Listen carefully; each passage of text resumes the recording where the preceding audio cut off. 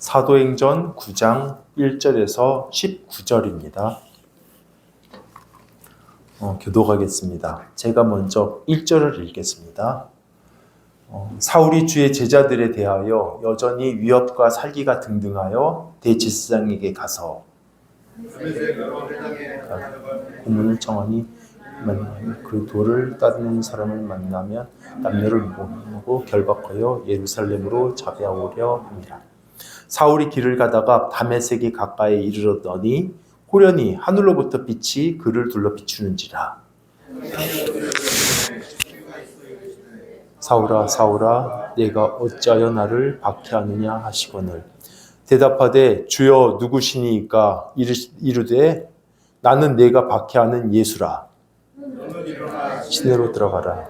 내가 행할 일을 하니라 하시니 같이 가던 사람들은 소리만 듣고 아무도 보지 못하여 말을 못하고 서 있더라. 사울이 땅에서 일어나 눈은 떴으나 다메섹으로 들어가고 사흘 동안 보지 못하고 먹지도 마시지도 아니하니라. 그때 아나니아라 하는 제자가 있더니 주께서 환상 중에 불러 이르시되 아나니아라 하시는지라. 대답하되 주여 내가 여기 있나이다 하니 주께서 이르시되 일어나 집가라 하는 거리로 가서 유다의 집에서 5 사람 사울이라 하는 사람을 찾으라. 그가 기도하는 중이니라. 아나니아라 하는 사람이 들어와서 자기에게 안수하여 다시 보게 하는 것을 보았느니라 하시거늘 아나니아가 대답하되 주여 이 사람에 대하여 내가 여러 사람에게 듣사온즉 그가 예루살렘에서 주의 성도들에게 적지 않은 해를 끼쳤다 하더니 여기서도 주의 이름을 부르는 모든 사람을 결박할 권한을 대제사장에게 받았다 하거늘 주께서 이르시되 가라. 이 사람은 내 이름을 이방인과 임금들과 이스라엘 자손들에게 전하기 위하여 택한 나의 그릇이라. 그가 내 이름을 위하여 얼마나 고난을 받아야 할 것을 내가 그에게 보이리라 하시니 아나니아가 떠나 그 집에 들어가서 그에게 안수하여 이르되 형제 사울아 주 곧 얘가 오는 길에서 나타나셨던 예수께서 나를 보내어 너로 다시 보게 하시고 성령으로 충만하게 하신다 하니 즉시 사울의 눈에서 벗어져 다시 보게 된지라. 일어나 세례를 받고 같이 읽습니다. 음식을 먹음에 강건하여지니라. 아멘. 예, 맞습니다. 거기까지 읽어야 되는데요. 그 8장은 이제 빌립의 전도 현장을 보여줬었죠. 예, 그러다가 이제 9장에 와서 이제 다시 또 핍박 현장으로 돌아왔습니다. 원래 이제 핍박하던 그런 상황이었잖아요. 그래서 이제 사울이라는 청년이 굉장한 적개심으로 이제 교회를 핍박하는데 이 사람이 죽이고 싶어 하는 사람들이 누구죠? 1절 보시면 한번 읽어볼까요? 자, 시작. 사울이 주의 제자들에 대하여 여전히 위협과 살기가 등등하여. 그렇죠? 주님의 제자들입니다. 근데 여기서 주님의 제자들은 이제 12명의 그 사람들을 얘기하는 게 아닙니다. 이제 베드로를 위시한 12명을 사도행전에서는 사도라고 부르고요. 그리고 이제 제자라는 용어는 예수를 믿는 사람들을 말하는 용어입니다. 그런데 이제 본문에는 위협과 사기가 등등하다고 하는데 이게 무슨 뜻이죠? 등등하다. 한자로는 위협과 살기가 막 솟구친다 그런 뜻입니다. 한자로. 그런데 이제 원문대로 표현하면 위협과 살인이 이제 숨쉬고 있다 이런 뜻이에요. 그러니까 이제 호흡하다. 그래서 숨 쉴 때마다 위협, 살기 이게 이제 같이 숨결 안에 섞여서 나오는 겁니다. 그러니까 사울이라는 청년이 복음에 대해서 얼마나 혐오했는지 짐작이 가시죠. 실제로 예루살렘 안에서 핍박하는 거에 성이 안 차서 지금 다메섹까지 성도들 잡아오겠다고 이제 공문 받아서 원정 갑니다. 다메섹은 외국입니다. 그래서 지금은 시리아라는 나라의 수도잖아요. 그 당시에는 나바티아 왕이 다스리던 이제 다른 나라인데 이 도시에 유대인들이 많이 거주했거든요. 그리고 거기에 성도들이 많이 도망가서 거기서 복음을 전했습니다. 그러니까 이제 여기까지 가서 체포해 오려고 하는 거예요. 어쨌든 다메섹에는 이제 갔습니다. 공문 받아가지고 군사들 이끌고 도착은 했는데 근데 출발할 때랑 모습이 조금 달라요. 도착할 때는. 왜냐면 다메섹에 거의 다 와가지고 큰 사건을 겪습니다. 어떤 건지 한번 3절, 4절 같이 읽어볼게요. 자, 시작.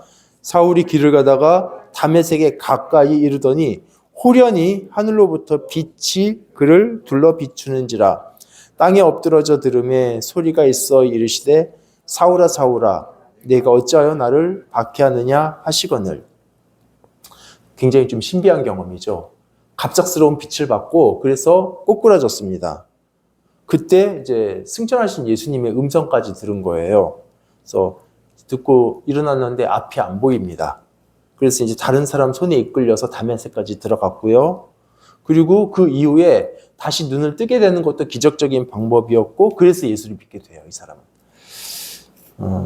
근데 여러분, 사울에게는 왜 이런 기적적인 그런 극적인 사건이 필요했을까요? 저는 과거에 이런 사울이 조금 부러웠습니다. 이제 어릴 때부터 저는 교회에 다녔고요. 큰 어려움 없이 예수를 믿었습니다. 청소년 때 신앙의 혼란이 있었는데 그래도 어쨌든 예수 믿는 것 자체는 그렇게 어렵지 않았어요. 그냥 믿어졌어요. 그래서 이제 제 생각에는 내 신앙이 밋밋한 이유는 이런 극적인 체험이 없어서 그런 걸 거야 라고 생각이 됐었습니다.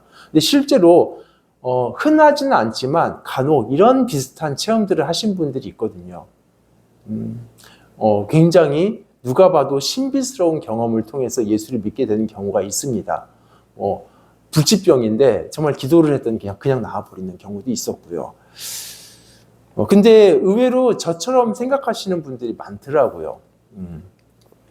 흔히 이제 바울처럼 이렇게 신비한 그런 기적을 경험한 사람들은 하나님의 큰 은혜를 받은 사람들이고, 그리고 그냥 평범하게 전도했더니 그냥 믿는 사람들은 그냥 그저 그런 은혜만 받은 사람이고, 그래서 누구는 큰 은혜를 주시고 누구는 그냥 그만하게 은혜 주시고 좀 차별하시는 것 같은 느낌도 들고요. 근데 왜 사울에게는 이런 특별한 사울에게만 이런 기적적인 은혜로 믿게 하셨을까? 왜냐면요, 사울은 정상적인 방법으로는 돌이킬 만한 사람이 아니라서 그렇습니다. 그 사람은요, 스데반의 그 고결한 죽음을 목격하면서도 굉장히 완악했었고, 그리고 그 이후에도 온님을 당해서 교회 핍박하고 심지어 외국까지 원정할 정도로 쉽게 말하면 악질 중에 악질이에요. 만약에 그 8장에 나왔던 이디오피아 내시처럼 이렇게 성경을 펴놓고 전도하면 믿을까요, 이 사람이? 그래서 사울에게 이런 기적적인 은혜가 필요했던 이유는 이런 강한 충격이 아니면 절대 돌이키지 않을 만큼 강팍하고 완악한 사람이라서 그런 겁니다. 여러분, 의사가 똑같이 약을 안 주잖아요. 어떤 사람한테는 한 알만 주고 어떤 사람한테 정말 보따리 약을 주기도 하고 하는데 이유가 편해서가 아니잖아요. 이 사람은 그만큼 중증이고 더 많은 약이 필요해서 그렇잖아요. 그래서 사울의 경우가 그렇습니다. 이 사람은 아주 큰 기적이 필요할 만큼 좀 완악한 사람이었어요. 그래서 바울의 경우는 그가 기적적으로 부르심을 받았고 또 후에도 굉장히 신실하게 사역을 했습니다. 그래서 정말 기독교 역사에서 전무후무한 대사도가 되잖아요.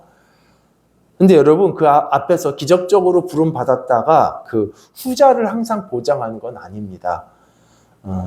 하나님께서 누군가를 기적적으로 부르시는 거 이거하고 후에 그가 귀하게 사역하는 거 이건 어떻게 보면 별개예요. 그래서 기독교 역사 안에서도 그냥 순탄하게 평탄하게 그냥 쉽게 어떻게 보면 그냥 이렇게 믿은 사람들 중에도 굉장히 신실하고 주를 위해서 귀하게 쓰임받은 성도들이 있고요. 또 반대로 기적적인 그런 방식으로 부름 받았음에도 여전히 신실하지 못한 사람들도 있어요. 그러니까 전자가 후자를 꼭 보장하는 건 아닙니다.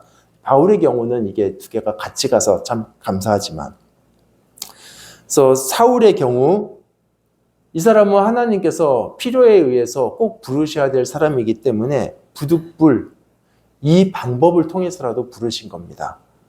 그래서 어쨌든 하나님은요, 우리 각 사람에게 가장 필요한 은혜로 가장 적합하게 이렇게 부르시는 분이세요.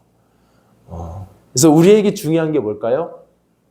내가 어떤 방식으로 부르심을 받았느냐, 그게 아닙니다. 이제 어떻게 살아갈 것인가?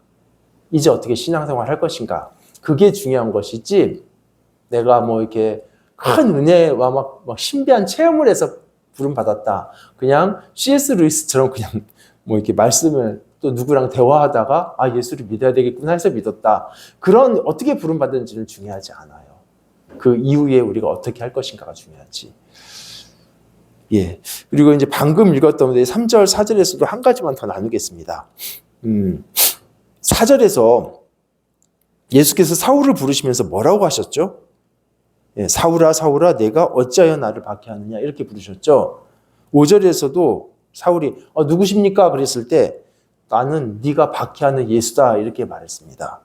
그런데 여러분, 지금 사울은요, 천상에 계신 예수님을 박해하는 게 아니에요. 이 땅에 교회를 핍박하고 있습니다.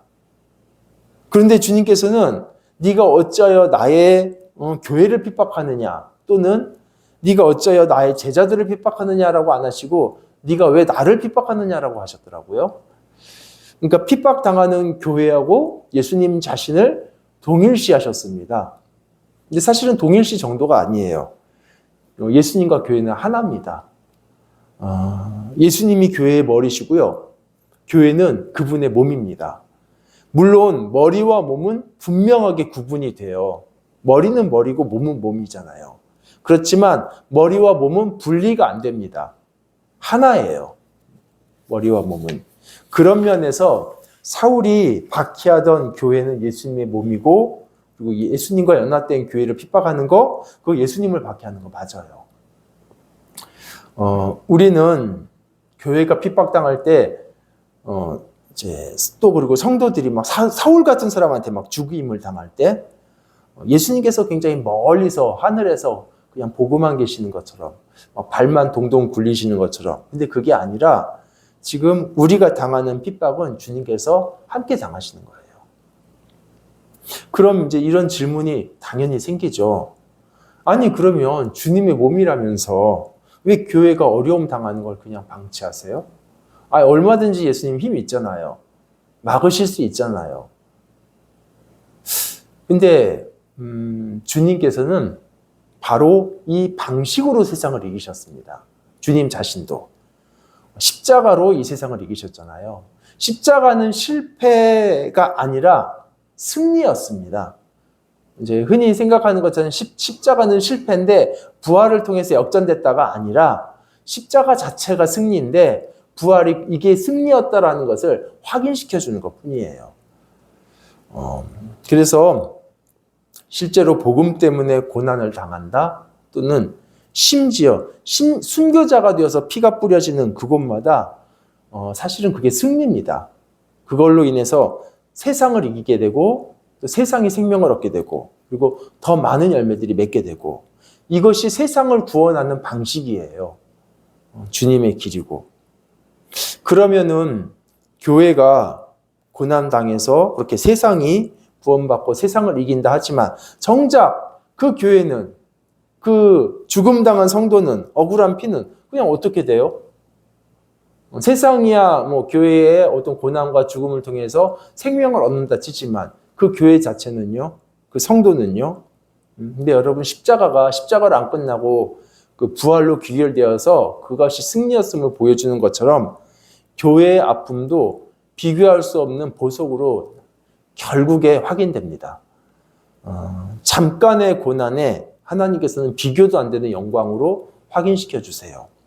이게 주님의 방식이에요. 그래서 뭐 정리하자면, 고난을 통해서 세상을 이기고 이웃들이 살아나고, 그리고 그 고난 당한 사람은 그 고난으로 인해서 더 아름다운 영광으로 변화되는 것, 이게 주님의 방식인 거예요. 뭐 얼마든지 주님은 이런 거 막으실 수 있어요. 예. 여러분, 그래서 반드시 우리가 뭐 이런 순교자처럼 극단적으로 피를 뿌려야만, 그런 헌신만 이렇게 된다는 게 아니라, 우리가 주님 때문에 당했던 그런 소소한 억울함도 있죠. 또 모욕, 그리고 사람들에게 뭐 이렇게 비웃음 당하고 조롱당하는 거, 또 예수 믿는 것 때문에 받는 손해, 무시당함, 고생, 이 모든 것들에 대해서 크든 작든 간에 부활과 같은 주님의 위로, 회복, 갚아주심의 때가 분명히 있습니다. 주님께서는 그 하나도 그냥 넘기는 거 없습니다. 그리고 주님은 지금이라도요, 정말 막으실 힘이 있으세요. 사울 같은 사람 바로바로 징계하실 수 있지만 지금은 심판의 때가 아닙니다. 그러나 그렇다고 해서 이 모든 것들이 묵과된다라는 말이 아니에요. 지금 심판의 때가 아니라는 것뿐이죠. 그래서 악이 심판을 받는 때, 그리고 십자가의 고난이 부활의 영광으로 변화되는 그 귀정의 때 분명히 옵니다. 그래서 그때까지는 우리가 주님이 가셨던 그 길을 그대로 쫓아가는 거예요. 그래서 교회의 머리이신 주님께서 하셨던 대로 교회도 그렇게 가는 겁니다. 그리고 주님께서 얻으신 영광처럼 교회도 똑같이 결국에 영광을 얻게 됩니다. 그래서 덧붙여서 적용하자면요, 여러분, 교회는 주님의 몸이기 때문에 굉장히 영광스럽고 거룩한 곳입니다. 우리가 볼 때는 별로 대단하지 않잖아요. 우리 중에 이렇게 세상을 뒤흔들 만한 권력자가 있는 것도 아니고, 큰 재물을 가진 사람이 있는 것도 아니고, 그냥 우리는 그만합니다. 그런데 교회의 영광은 멤버들의 그 어떠함에 달린 게 아닙니다. 이곳의 주인, 이곳의 머리이신 예수님의 영광이 이곳의 영광이에요. 그래서 여러분, 혹시라도 교회를 가볍게 여기지 마시고, 또 이제 어떤 본인의 감정 때문에 또는 본인의 욕심 때문에 어떤 여타한 이유로 교회를 아프게 하는 거 굉장히 가벼운 거 아니에요. 굉장히 중요한 겁니다. 그리고 성도들을 우습게 여기는 것도 그 머리이신 예수님을 우습게 여기는 겁니다. 그래서 여러분, 혹시나 이제 우리 교회만 교회가 아니잖아요. 그래서 동일한 복음을 믿고 또 동일한 예수 그리스도를 주로 바라보고 그런 이웃 형제 교회들도 우리가 귀중하고 소중하게 대해야 됩니다. 어쨌든 이렇게 주님의 임재를 경험한 사울이요, 바다까지 추락을 했어요. 앞이 안 보여서 이제 다른 사람 손에 이끌려서 다메섹에 들어갔습니다. 근데 이제 하나님께서 이 사람을 어떻게 회복시키죠? 방식이 아나니아라는 사람을 통해서죠. 이 사람, 이게 사도행전 5장에 나왔던 성령 속였다가 죽은 그 아나니아 삽비라가 아닙니다. 그냥 동명이인이에요. 우리 한번 17절 읽어볼까요? 자, 시작. 아나니아가 떠나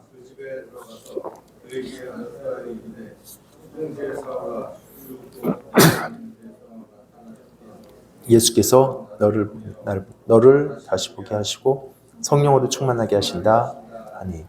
그래서 아나니아가 이제 손을 얹어서 기도하니까 18절에서 눈에 이제 비늘 같은 것이 벗어지면서 다시 보게 됐습니다.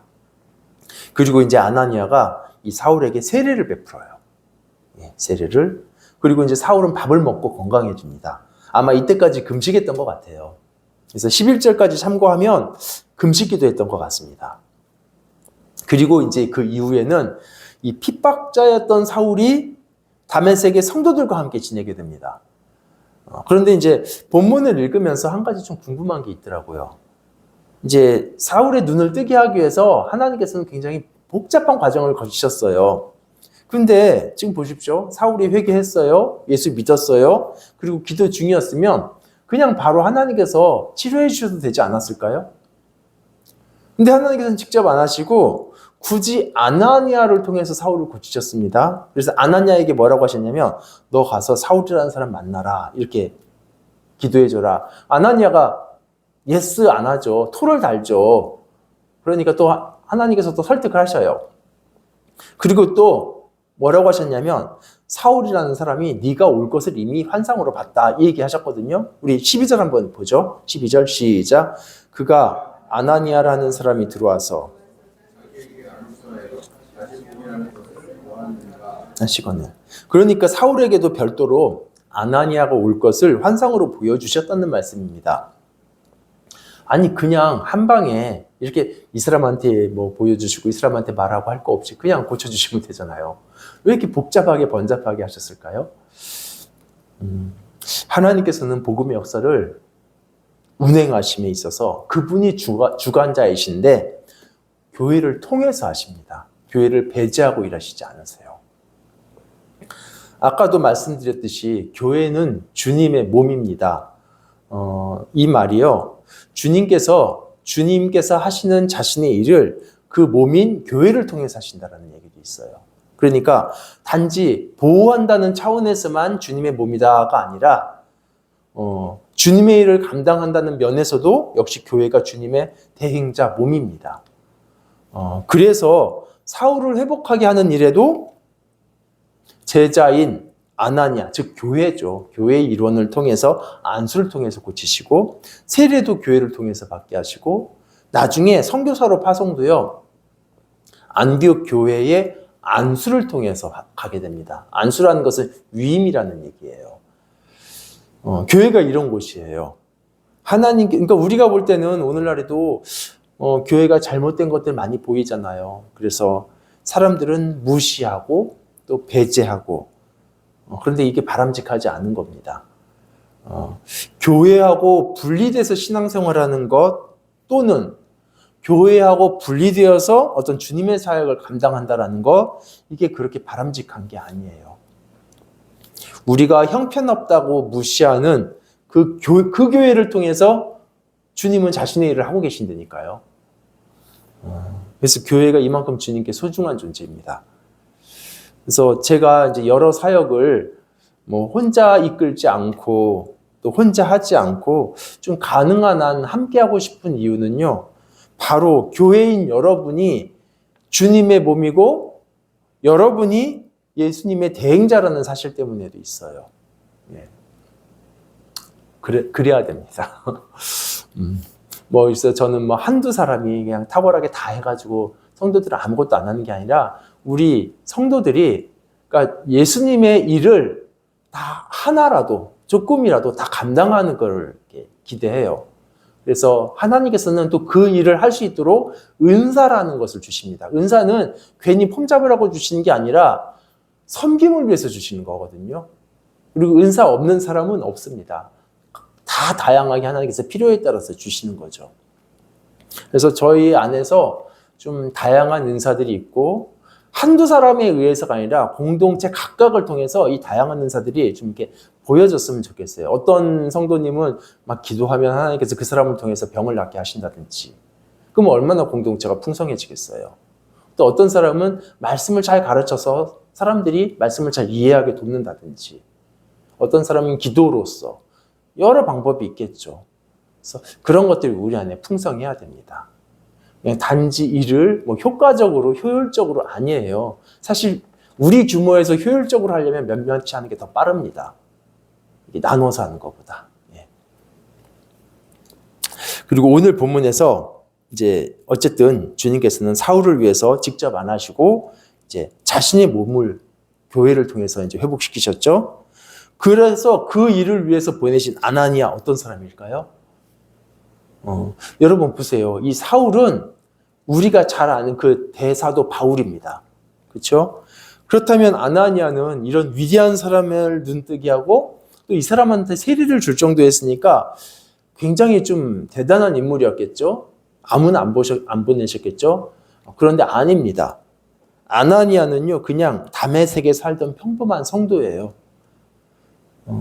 여기에 한번 나오고 성경에도 또는 기독교 역사에도 등장하지 않는 무명의 그리스도인입니다. 어쩌면 예수를 믿은 지 그리 오래 안 된 사람일 수도 있어요. 베드로나 아니면 바나바처럼 이전부터 예수님 근처에 있으면서 복음을 듣고 그런 사람이 아니라 아마 복음을 최근에 들었을 수도 있습니다. 왜냐하면 아나니아는요, 지금 유대에 살다가 핍박을 피해서 다메섹으로 온 사람이라기보다는 원래 다메섹에 살던 사람으로 보여요. 그래서 확률적으로는 좀 어렵지만 원래 다메섹에 살았다면 저 멀리 유대 땅에서 예수님이라는 분에 대해서 소문을 듣고 일찍이 믿었든지 이제 그럴 확률은 사실 더 적어요. 근데 아니면 이제 여기서 예루살렘에서 핍박이 있었잖아요. 그때 다메섹으로 온 성도들의 전도를 통해서 최근에 예수를 믿었던지. 그래서 아마 둘 중에 하나일 텐데 후자일 확률이 많고 신약학자들도 대부분 그렇게 보고 있습니다. 이제 그렇게 볼 수 있는 이유가 13절 보시면요. 사울이 핍박자라는 것을 그냥 소문으로만 들어서 알고 있을 뿐이지 직접 몰라요. 그러니까 예루살렘에서 사울의 핍박을 직접 겪다가 피해서 다메섹에 온 사람이 아니에요. 그냥 다메섹에서 멀리서 살면서 유대 땅에 예수를 좀 멀거든요. 믿었다기보다는 그냥 그렇게 온 사람들을 통해서 이제 예수를 믿게 된 사람. 아마도 다메섹에는 이 아나니아 같은 사람들이 굉장히 많았을 겁니다. 이 지역의 복음이 흉왕하게 되니까 사울이 일부러 여기까지 와가지고 이렇게 믿는 사람들을 잡아가려고 한 이유를 보면 여기에 이제 복음적인 큰 역사가 있었기 때문에 그런 것 같아요. 그래서 아마 그때 믿게 된 사람 같아요. 뭐 제 의견만이 아니라 뭐 많은 신학학자도 동의하는 내용입니다. 여러분 근데 그렇게 보면 참 아이러니해요. 지금 예루살렘의 박해를 피해서 쫓겨난 사람들을 통해서 오히려 다메섹에 아나니아 같은 신자가 생겼고요. 그리고 그 전도의 씨앗을 통해서 그 박해했던 사울 자신이 세례를 받게 됩니다. 그러니까 하나님의 기가 막힌 역전이죠. 마치 그 대동강변에서 토마스 선교사 뭐 전도도 못했지 우리나라 와가지고 그냥 성경 그냥 던졌어요. 이제 죽으러 끌려가면서 대동강변에서 이제 목 참수될 때 그 목을 친 박충권이라는 관리가 이제 이 사람이 죽기 전까지 성경을 이렇게 전덱을 치웠죠. 근데 나중에 그가 전해준 성경 가지고 가가지고 혼자 읽다가 예수를 믿어버린 거예요. 뭐 그런 좀 비슷한 역전인 것 같습니다. 그래서 대적자들이 이긴 것 같지만 결국은 복음이 이기더라고요. 오늘 여기서도 그렇고. 저는 그 대사도 바울의 눈을 뜨게 하고 세례를 베풀고 또 그리고 이제 눈 뜨고 나서는 초기에 어떤 복음의 가장 기본적인 것을 알려줬겠죠. 이랬을 만한 사람이 그냥 평범한 성도였다라는 게 굉장히 인상적이었어요. 그리고 그 이후에 한 번도 안 나오는 사람. 여러분, 주님의 사역에 큰 획을 긋는 그런 위대한 사역자들 뿐 아니라 모든 평범한 성도들을 포함해서 다 주님께 쓰임을 받습니다. 그래서 여러분도 동일한 보통의 성도로서 이런 중요한 획을 긋게 된다는 거죠. 여러분의 어떤 작은 사역을 통해서도. 그래서 성도들 중에 뭐 아무리 그 사람이 대단하다 할지라도 유아 독전 없습니다. 여러분 그 굉장히 유명한 분인데 복음주의자, 전 세계적인 복음주의자 대표적인 사람 5명을 꼽아라 할 때 꼭 들어가는 사람이 아브라함 파이퍼라는 사람이거든요. 뭐 존 스토트, 로이드 존스, 또 누가 있죠? 셰퍼, 프란시스 셰퍼 이렇게. 그런데 아브라함 카이퍼가요. 이 사람이 젊었을 때 자유주의 그 신학 훈련을 다 마치고 교회를 목회하는데 이때 성경에 대해서 예수에 대해서 바른 신앙이 아니었어요. 근데 이 아브라함 카이퍼를 누가 변화시켰냐면 그 교회의 어떤 아줌마 집사님. 평범한 주부예요. 근데 이분이 우리 목사님 예수를 안 믿는 것 같다 해가지고 별도로 만나가지고 목사님 성경은 이렇고요. 이렇게 뭐 얼마나 성경 지식이 있었겠어요. 근데 하나님께서 그것을 통해서 역사하셔서 이 아브라함 카이퍼를 바꿨어요. 젊은 아브라함 카이퍼를. 그래서 이 사람이 그 전 세계적인 복음주의 그 지도자 5명이 들 만큼 굉장히 기독교 역사에 중요한 획을 그었습니다. 그리고 여러분 아마 아시죠? 이제 이미 돌아가신 분이니까 그 고인이 된 오카는 목사님 사랑의 교회 그 사역하셨던 분이요. 근데 이제 최근에 누가 좀 같이 책을 읽자 해서 이제 그 정기를 이제 읽고 있었는데 저는 그분을 잘 몰랐어요. 그 교회 다닌 적이 없어서. 근데 일부를 읽다 보니까 인상적이었던 게 저는 이분이 그냥 제가 딱 볼 때는 하늘에서 떨어진 듯한 느낌이었어요. 너무 이렇게 훌륭하시고 굉장히 그 당시로서 굉장히 사운드한 말씀도 전하시고 그런데 일부를 보면서 그게 아니었더라고요. 그 주일학교에 그냥 평범한 선생님의 영향을 받았고, 본인의 고모, 그리고 또 군대에서 그 상관, 또 학교에서의 선후배, 또 친구들, 이런 분들의 모든 영향들이 합쳐져서 그냥 평범한 사람들이었어요. 예, 그렇게 해서 이분이 자라난 거예요. 예, 그래서 많은 사람들이 그냥 하늘에서 뚝 떨어진 사람이 아닙니다.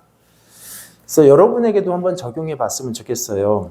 여러분은 목사 아니고 또 선교사도 아니고 신학자도 아닙니다. 그런데 여러분을 통해서 하나님께서는 큰일 이루실 수 있어요. 아나니아처럼. 저도 역시 마찬가지겠고요. 저도 신학교에 가서 훈련 받았으니까 그때부터 훈련 받은 걸로 목사하는 게 아니라 아주 어릴 때 주일학교에서 배웠던 거 지금도 기억나요. 예배실 저 뒤에서 선생님하고 같이 창세기 3장에 대해서 계속 토론했던 거. 그때 선생님이 차근차근 알려주시고. 또 제가 아는 간사님은 그런 얘기 하시더라고요. 자기 정말 어렸을 때 사찰 집사님이 사주는 호빵 먹으면서 복음을 들었던 그 기억. 그래서 눈으로는 복음 때문에 감격해서 울면서 입으로는 호빵 먹고 그렇게 해서 그렇게 훌륭한 간사님이 길러졌더라고요. 여러분, 그래서 저는 우리 교회에서 이런 조모임이나 또 성도 간에 이런 또 서로가 선후배 간에 이렇게 복음을 나누고 가르쳐주고 이런 것들 가볍게 여기지 않습니다. 저는요. 그것을 통해서도 얼마든지 몰라요. 하나님께서 어떻게 일하실지. 예.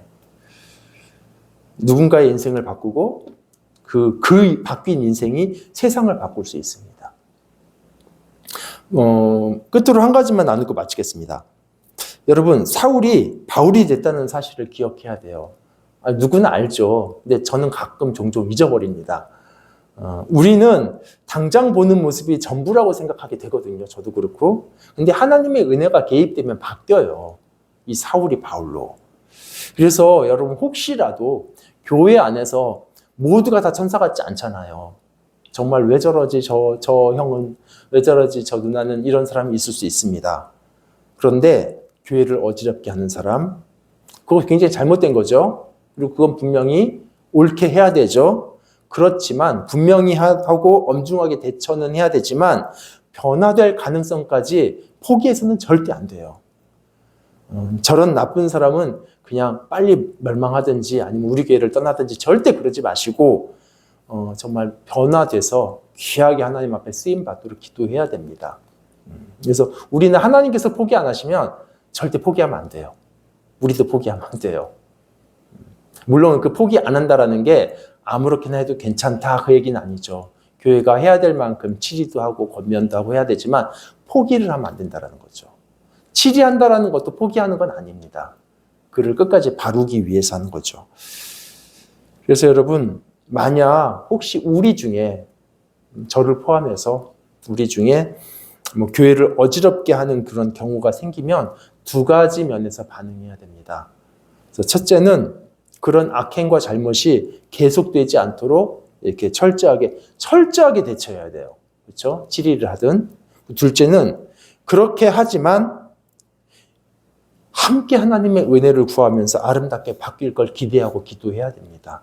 예. 이것을 하는 겁니다. 우리 같이 기도할까요?